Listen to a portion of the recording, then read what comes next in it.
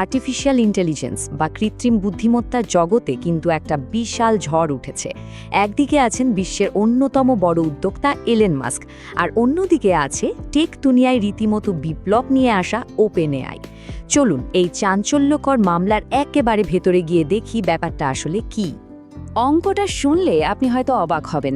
Elon Musk OpenAI আর তার partner মাইক্রোসফটের কাছে ক্ষতিপূরণ হিসেবে দাবি করছেন $134 বিলিয়ন। হ্যাঁ, ঠিকই শুনেছেন।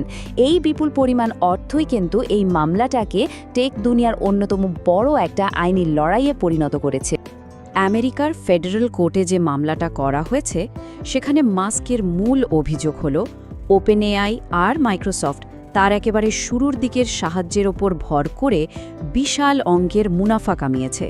তার আইনজীবীদের ভাষায় এটা হলো ভুলভাবে অর্জিত সুবিধা, আর মাস্ক এখন সেটাই ফেরত চান। কিন্তু সওয়ালটা হলো, মাস্ক ঠিক কিসের ভিত্তিতে এত বড় একটা অ্যামাউন্ট দাবি করছেন? চলেন মাস্কের পক্ষের মূল যুক্তিগুলো একবার দেখে নেওয়া যাক, যেখানে তার প্রতিষ্ঠাতা হিসেবে ভূমিকার ওপর সবচেয়ে বেশি জোর দেওয়া হচ্ছে। মাস্কের দাবির গোড়াটা হলো ওপেনএআইয়ের একদম শুরুর দিনগুলোতে। আদালতের কাগজপত্র থেকে যা জানা যাচ্ছে, 2015 সালে যখন কোম্পানিটা চালু হয়, তখন তিনি প্রায় $830 মিলিয়ন বিনিয়োগ করেছিলেন। বলা বাহুল্য, এই টাকাটা কোম্পানির অস্তিত্বের জন্য খুবই জরুরি ছিল। মানে সহজ কথায় বলতে গেলে ওপেনএআইয়ের শুরুর প্রায় 60% টাকাই এসেছিল তার কাছ থেকে। এর থেকেই বোঝা যায় কোম্পানিটার যাত্রার শুরু থেকেই তিনি ছিলেন এর প্রধান আর্থিক চালিকা শক্তি। কিন্তু ব্যাপারটা শুধু টাকা দিয়েই শেষ না। মাস্ক কিন্তু তার ব্যক্তিগত খ্যাতি ব্যবহার করে কোম্পানিটার জন্য একটা বিশ্বাসযোগ্যতা তৈরি করেছিলেন, স্ট্র্যাটেজি ঠিক করতে সাহায্য করেছেন, এমনকি ভালো ভালো কর্মী নিয়োগ থেকে শুরু করে বিজনেসের জন্য যোগাযোগ তৈরিতেও তার বড় ভূমিকা ছিল। মাস্কের আইনি দলের মূল কথাটা কি? তার প্রধান আইনজীবী স্টিভেন মুলার যা বলছেন তা হলো, যদি ইলন মাস্ক না থাকতেন তাহলে ওপেনএআই নামের কোনো কিছুরই অস্তিত্ব থাকতো না। আর একজন বিশেষজ্ঞ মাস্কের এই অবদানের আর্থিক মূল্য হিসাব করে বের করেছেন। তো মাস্কের এই সব অভিযোগের জবাবে ওপেনএআই আর মাইক্রোসফট কি বলছে, চলুন এবার তাদের দিকটা শুনি। এখানে কিন্তু দুই পক্ষের বক্তব্যে আকাশ পাতাল তফাৎ।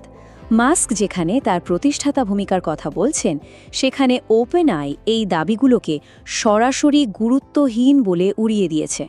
শুধু তাই নয়, তাদের মতে এই মামলাটা নাকি স্রেফ একটা হয়রানিমূলক অভিযান। ওপেনএআই আর মাইক্রোসফট কিন্তু আদালতে পাল্টা আবেদনও করেছে।